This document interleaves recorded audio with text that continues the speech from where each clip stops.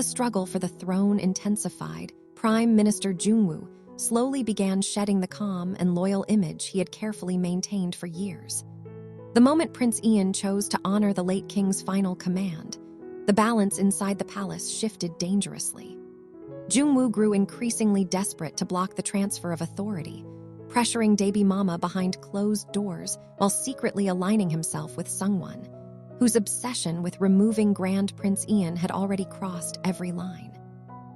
The young king, burdened by the truth he overheard long ago about his father's final wishes, can no longer stay silent.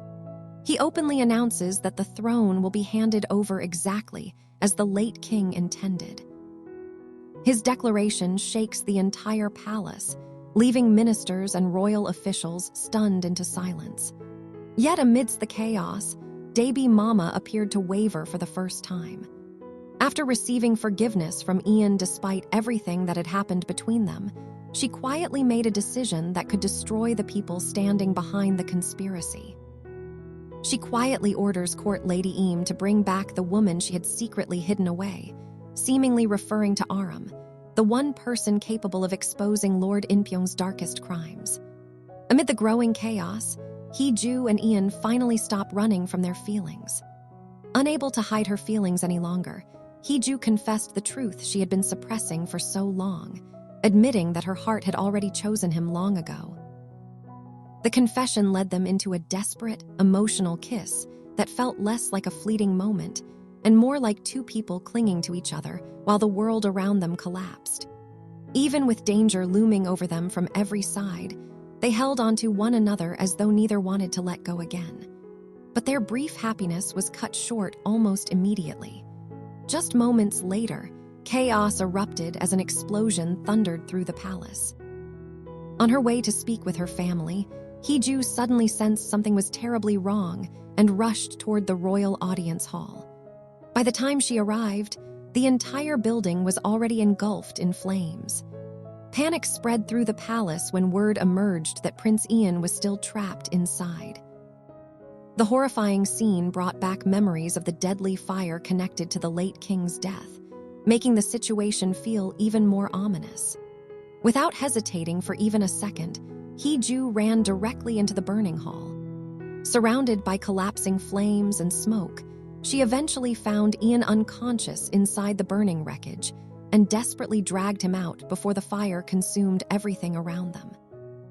As the injured prince was placed under treatment and connected to IV lines, Hee Joo remained by his side, anxiously waiting for him to regain consciousness.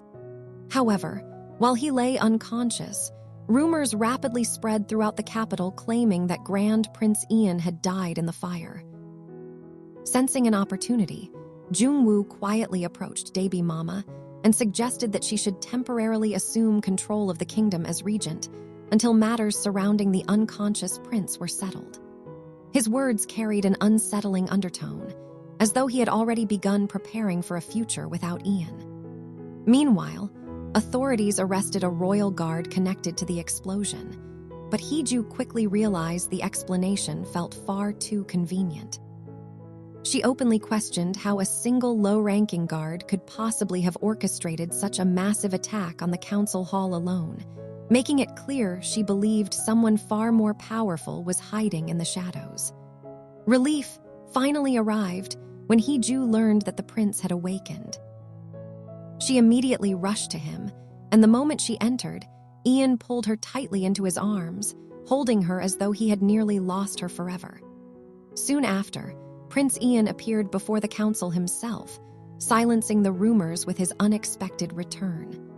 Standing firmly before the stunned officials, he coldly remarked that it seemed stories of his death had already begun spreading beyond the palace walls. In the closing moments, Jung-woo was seen speaking privately over the phone, his expression turning colder than ever as he quietly stated that it was time to clean up unfinished matters now that the Grand Prince had regained consciousness. Elsewhere, deeply unsettled by Jung-woo's increasingly distant and unreadable behavior, Hee Joo turned to Ian with growing fear and asked him how much he truly trusted the Prime Minister, and whether there was anywhere left where he could still be safe.